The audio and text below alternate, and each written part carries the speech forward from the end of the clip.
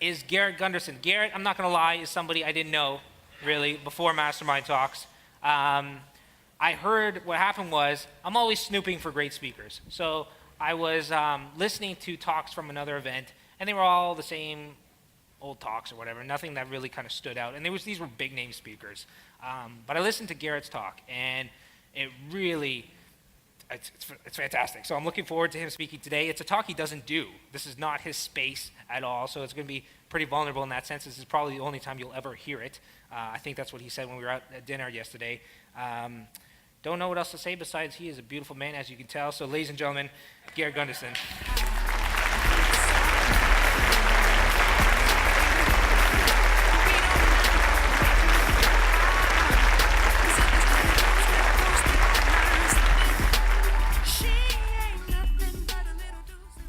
So it was June 9th of 2006. And I'm up in the morning doing my morning ritual, and Hal Elrod will teach you how to do this to set your day right. But then the phone rings, and it's my home phone. I don't even know my home phone number. So I didn't even answer it the first time around. And we don't have an answering machine or anything, those old school things, right? It just kept ringing. But then the second time it started ringing, I picked it up. And it was my business partner, Mike, and he said, hey, you know what? The airplane left St. George last night with Ray and Les, our partners, and no one's heard from him since. So I turn on the news, and it had confirmed that the plane had crashed into Utah Lake.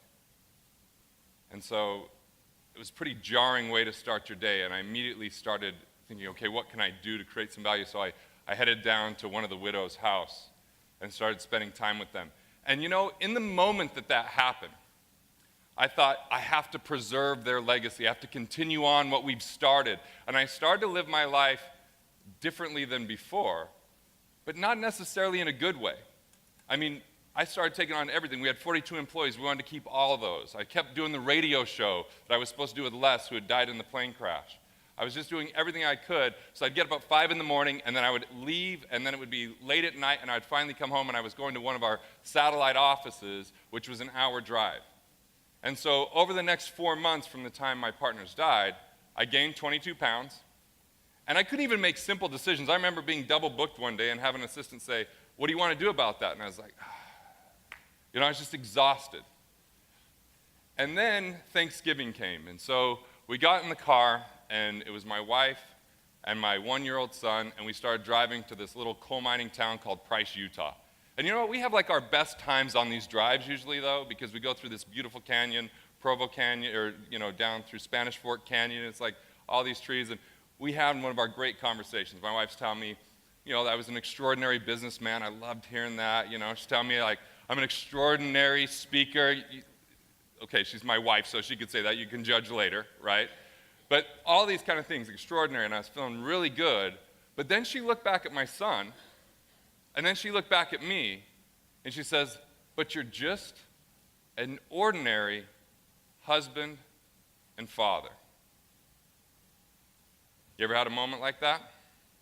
See, for me in that moment, it wasn't about getting defensive. It wasn't about, you know, justifying anything. I'd realized that I had lost, like, a certain passion for life, what Philip talked about. I had lost kind of my way in the name of trying to preserve someone else's legacy. And so, what to do about that? Well, the first thing is I actually spent less time in my business over the next period of time. I started spending more time at home. I started spending time with my family. And before this, I didn't really believe you could have it all. I'd heard plenty of motivational speakers say that you could have it all, but I didn't really believe balance is possible, and I still don't think balance is the answer, but I think depth and presence is.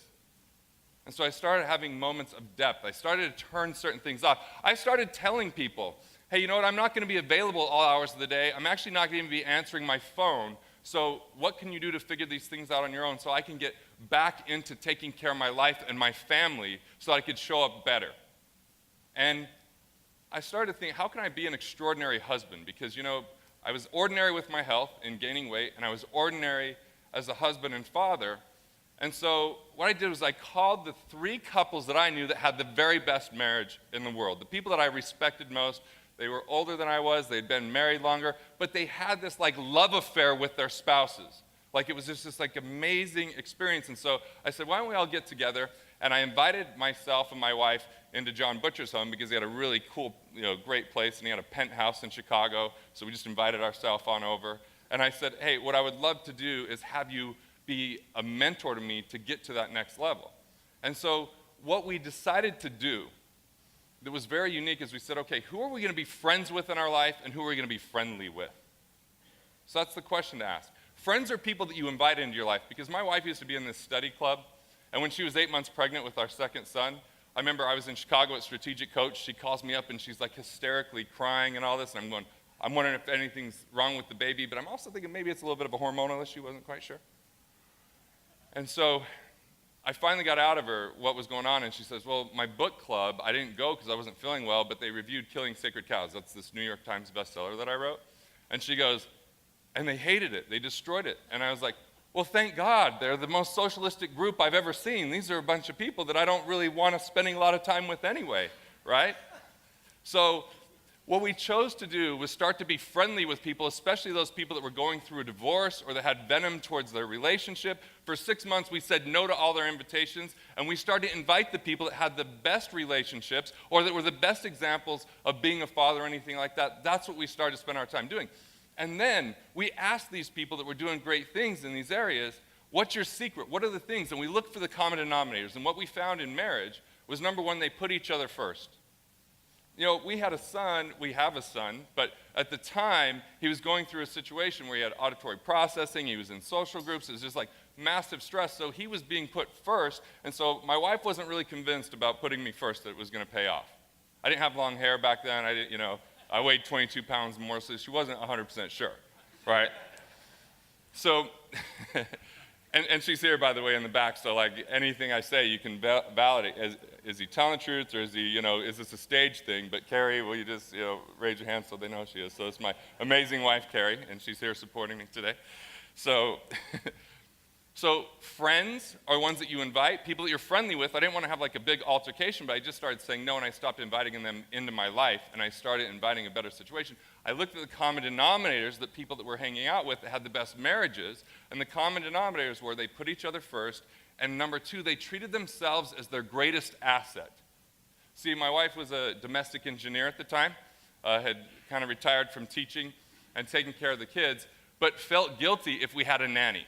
But these couples had a nanny because they started to, we wanted to have date nights. We wanted to have our time together. We wanted her to be able to rest and not just be constantly around taking care of the kids and then all of a sudden becoming tired and then all of a sudden resenting everything, right? Because never getting enough rest, never having time for themselves, never enjoying life along the way. And I don't really believe in this concept of retirement where you defer your entire life so that one day, someday, you finally get to enjoy life. I believe in retiring from the things that you hate, building a business and a life that you love, and doing things along the way that improve and are part of your lifestyle. So the next thing is, what's your scorecard? What's your scorecard? In my 20s, my scorecard was make as much money and have as much money as possible. That's what success meant to me. What does success mean to you? What makes it important? What's your scorecard? Like, if it's all just about having more, here's the problem. Someone always has more. Karush and I were talking about this. So there's always someone you could find that has more. But what if your success card, what if your scorecard was about having an extraordinary relationship?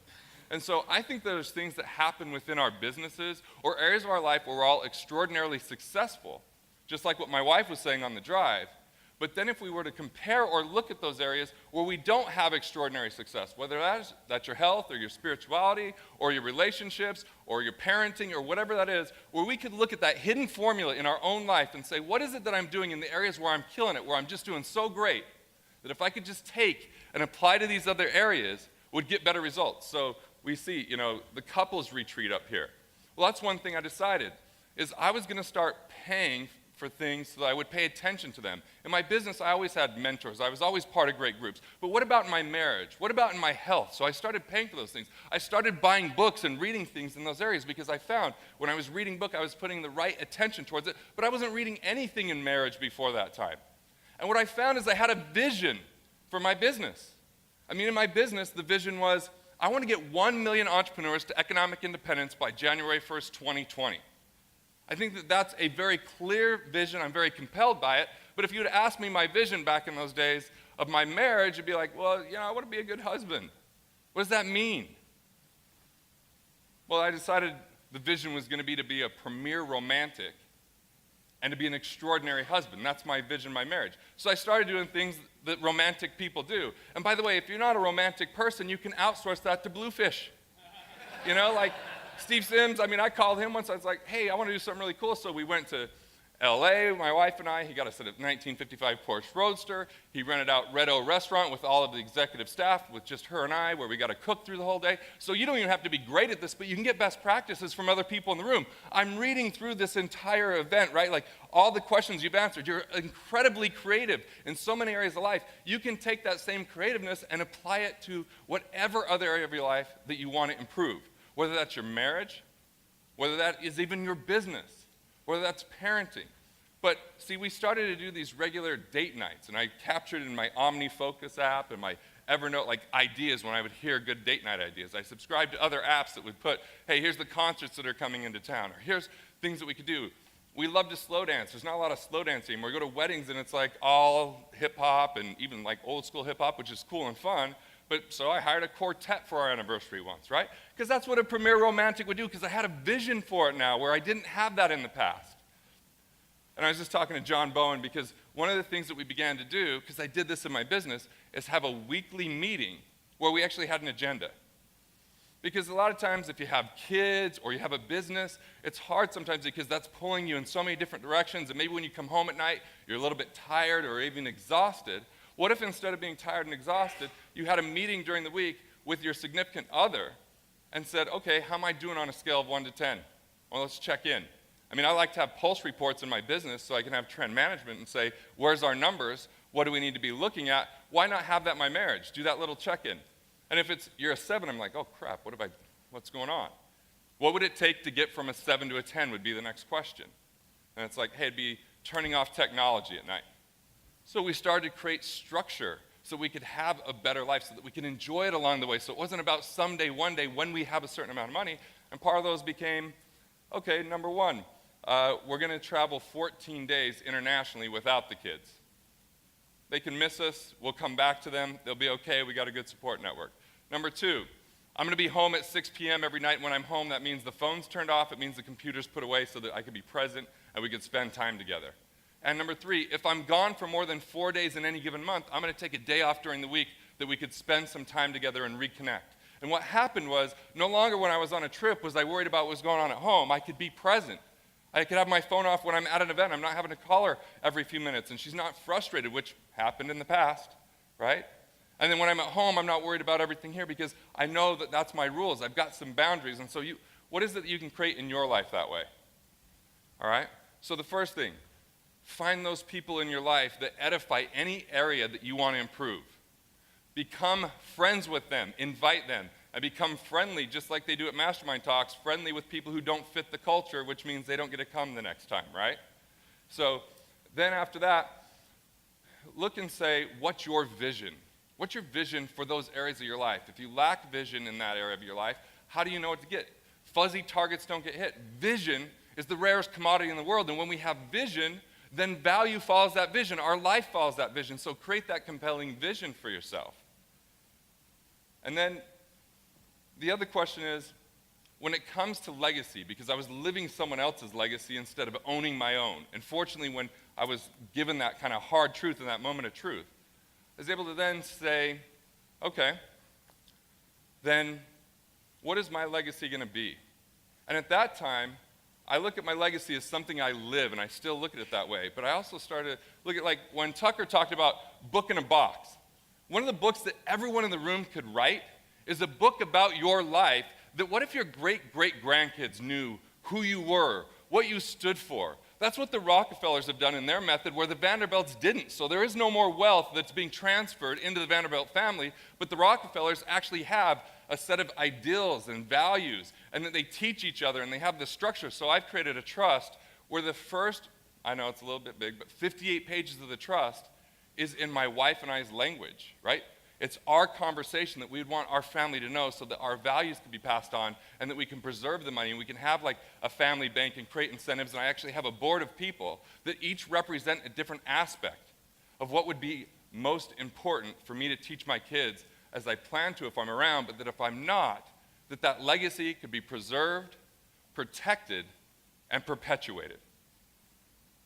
So, friends versus friendly, having a vision, creating some structure and some rules, finding a love relationship and investing in it, going all in. Kevin Thompson saw us last night. He goes, man, I loved watching you and your wife interact. He says, it inspired me and I called my wife. That's what I hope to do. I hope that you can say, what would it take to go from ordinary in any area of your life, create more depth, and get to the level extraordinary? Because one thing is, a month before my partners died in that plane crash, Les pulled me aside. And he said, you know what? I can't imagine life being any better. I love my life. And even though he died at the age of 35, it left me with a lot of comfort. And the other thing is, when we put a celebration on called the Legacy Event, where 2,000 people came to celebrate the lives of my partners, we showed a clip of a video where Les closed by saying, it's not a matter of how long you're here, but it's a matter of what you do while you're here. So, what matters to you? What's your legacy? Where can you take it to the next level and be extraordinary? I invite you to do so, because I know that if you do, it'll be rich and rewarding. And just like Benjamin Franklin says, wealth is not just the man that has it, but it's the man that lives it. So, live wealthy.